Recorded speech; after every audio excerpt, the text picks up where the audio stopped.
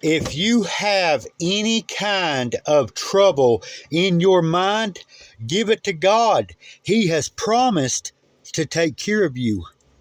In 1 Peter chapter 1, verse 5, God's holy, lovely word says, and through your faith, God is protecting you by his power until you receive this salvation, which is ready to be revealed on the last day for all to see. Through what? And through your faith, God is protecting you by his power until you receive this salvation, which is ready to be revealed on the last day for all to see. God bless you.